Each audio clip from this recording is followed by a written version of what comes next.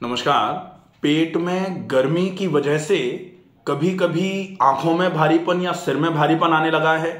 पेट इतना गर्म होता है कि आप जब खाना खाते हैं तो पेट एकदम फूल जाता है और बार बार डकारें आती हैं।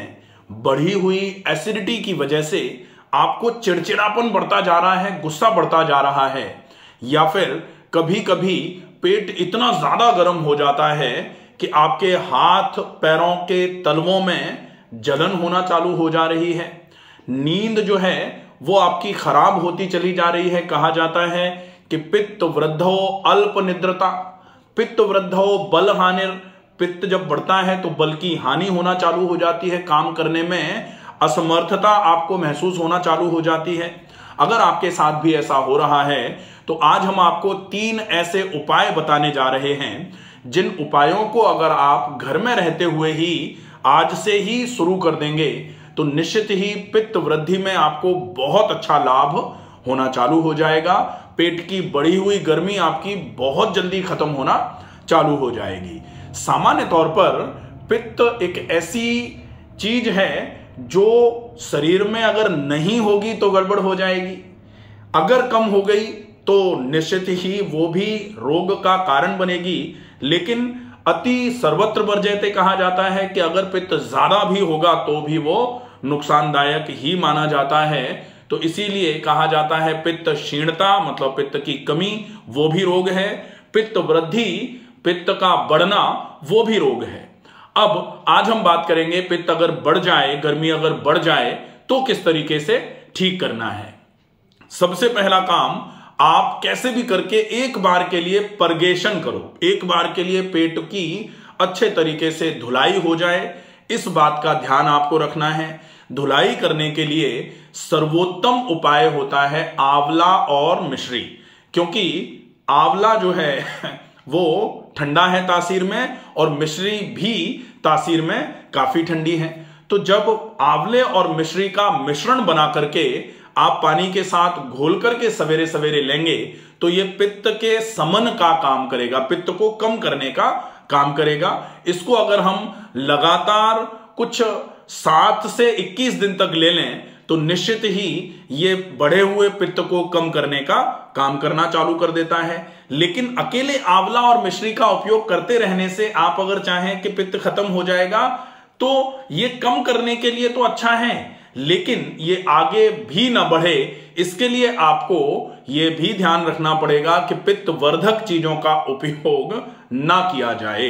तो पित्त वर्धक चीजें कौन सी होती हैं? जैसे आप आंवला मिश्री तो ले रहे हैं लेकिन साथ में आप मेथी खा रहे हैं, साथ में आप करेले का उपयोग कर रहे हैं ज्यादा मात्रा में, तो ये थोड़ा सा प्रॉब्लम करेगा। मेथी पित्त वर्धक होती है, ये निश्चित ही ध्यान में रखने वाली बात है। आजकल जैसे पित्त की वृद्धि भी है लोगों को, लेकिन डायबिटीज है, तो डायबिटीज को कम करने के लिए लोग मेथी का उपयोग करते हैं और मेथी के उपयोग की वजह से पित्त इतना ज्यादा बढ़ जाता है कि शरीर में फोड़े फुंसी तक कराने का काम करना चालू कर देता है।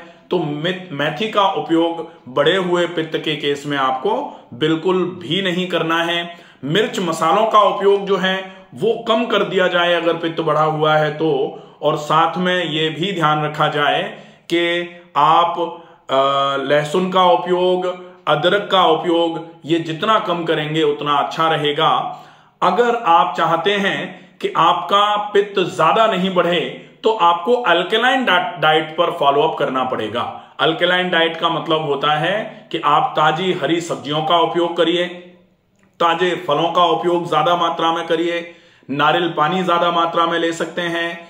कोशिश करिए सादा पानी ज्यादा मात्रा में थोड़ा थोड़ा करके बार बार लिया जाए, ये आपके पित्त के बढ़ने को रोकने का काम करेगा, तो ये बहुत अच्छा रहेगा। इसके अलावा अब हम देखते हैं, जैसे एक तो हो गया आंवला मिश्री का उपयोग, अब दूसरा जो है वो है सफेद कद्दू का उपयोग। तो सफेद कद्दू जिसको एसगार्ड बोला जाता है, अगर हम उसका रस निकाल करके सवेरे सवेरे एक बार खाली पेट और एक बार अगर संभव हो जाए तो खाने के 2 से 2.5 घंटे 3 घंटे के बाद करते हैं तो ये पित्त के समन में बहुत अच्छे तरीके से काम में आता है।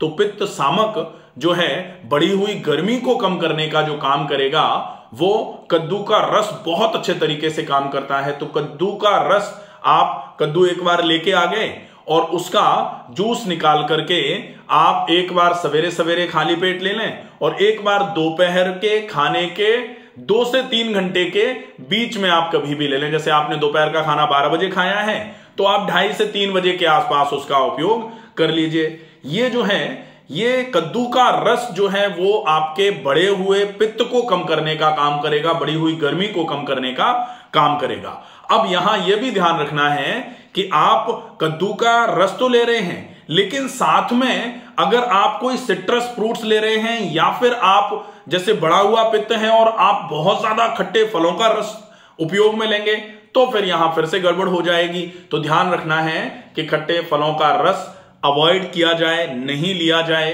ज्यादा मात्रा में पानी लिया जाए और कद्दू के रस के साथ में अगर संभव हो जाए तो सौंफ का पानी थोड़ी सी मिश्री को मिला करके लेंगे तो यह भी कद्दू के रस के साथ में धीरे धीरे करके आपके पित्त की वृद्धि को रोकने का काम करेगा। ये 2 चीजें हो जाती हैं। अब तीसरी चीज जो है, जो पित्त की वृद्धि को, बढ़ी हुई गर्मी को रोकने का, बढ़ी हुई गर्मी को खत्म करने का सबसे ज्यादा काम करेगी, वो है एक्सरसाइजेज। अब एक्सरसाइज में ऐसी कौन सी एक्सरसाइज है जो गर्मी को तुरंत कम करने का काम करे? तो वैसे तो व्यायाम सदैव से ही गर्मी को कम करने का काम करती है, लेकिन अगर हम रिदमिक एक्सरसाइज करते हैं तो सामान्य तौर पर लोग कहते हैं कि व्यायाम से तो गर्मी बढ़ती है, पसीना आता है, लेकिन जब आप ज्यादा देर के लिए धीमी गति से व्यायाम करते हैं तो शरीर में शुद्ध हवा का संचार होता है, तो शरीर की अंदर की गर्मी जो है वो निकलना चालू हो जाती है। जैसे जैसे आप व्यायाम नित्य प्रति रोज नियमित व्यायाम करना चालू करेंगे, आप देखेंगे कि आपके माथे का भारीपन, आपके आंखों का भारीपन, आपके हथेलियों या तलवों में जो जलन हो रही थी उसमें बहुत अच्छा आराम मिलना चालू हो जाएगा। अब व्यायाम में भी आप कैटेगराइजेशन कर सकते हैं कि व्यायाम में जैसे टहल लिया या फिर आपने कोई आसन कर लिए या फिर प्राणायाम जो है वो शुद्ध हवा सबसे ज्यादा मात्रा में शरीर में पहुंचा करके अशुद्ध हवा शरीर से बाहर निकालने का काम करता है, तो प्राणायाम और ज्यादा अच्छा है। प्राणायाम में भी कुछ ऐसे प्राणायाम होते हैं जो शरीर को ठंडक करने का, शरीर में ठंडक पहुंचाने का बहुत अच्छा काम करते हैं। तो वो कौन से प्राणायाम हैं? एक प्राणायाम होता है शीतकारी, एक प्राणायाम होता है शीतली, एक सदंता। तो 3 तो ये प्राणायाम हो गए। एक प्राणायाम होता है चंद्र अनुलोम विलोम और एक होता है चंद्र भेदी। अब ये 5 प्राणायाम हैं, ये जो आपके शरीर में बढ़ी हुई गर्मी है उस गर्मी को तुरंत शरीर से बाहर निकालेंगे और शरीर में ठंडक का वास कराना चालू कर देंगे। अब इन 5 प्राणायामों का मैंने अलग अलग वीडियो बनाया हुआ है। Sheetali by doctor Ramakant Sharma, Sheetkari by doctor Ramakant Sharma, Sadanta by doctor Ramakant Sharma, Chandra Anulom Vilom pranayama by doctor Ramakant Sharma और चंद्र भेदी प्राणायाम बाय डॉक्टर रमाकांत शर्मा। ये प्राणायाम किस तरीके से किए जाने हैं एग्जैक्टली आप सही तरीका समझ लेंगे, हर वीडियो है उसको देख लेंगे, सही तरीके से समझेंगे और उसका उपयोग करना चालू कर देंगे, निश्चित ही आप पाएंगे कि आपकी बढ़ी हुई गर्मी मैक्सिमम 21 दिन में 50 से 60% कम हो जाएगी।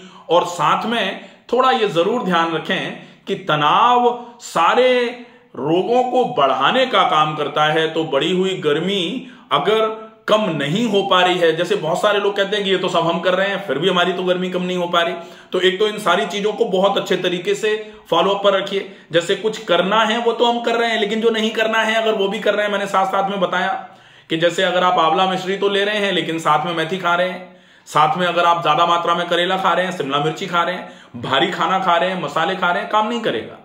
आप कद्दू का रस ले रहे हैं, ले तो रहे हैं, लेकिन अगर आप उसके साथ में सिट्रस फ्रूट्स ले रहे हैं, काम नहीं करेगा। और अगर आप व्यायाम प्राणायाम भी कर रहे हैं लेकिन तनाव बहुत ज्यादा रहता है, तो व्यायाम प्राणायाम भी ज्यादा काम नहीं करेगा। लेकिन यहां पर यह बात जरूर है कि तनाव को कम करने का काम भी व्यायाम से हो सकता है। तो नियमित व्यायाम करने से तो तनाव अगर कहीं ज्यादा भी आ रहा है किसी वजह से तनाव से निवृत्ति नहीं हो पा रही है, तो नियमित व्यायाम तनाव को दूर करने का एक बहुत अच्छा साधन माना जाता है। इसलिए नियमित व्यायाम तो जरूर किया जाए। आशा है ये वीडियो आपको पसंद आएगा। ज्यादा से ज्यादा लोगों तक ये वीडियो पहुंचाएं। स्वस्थ रहिए, सुरक्षित रहिए। धन्यवाद।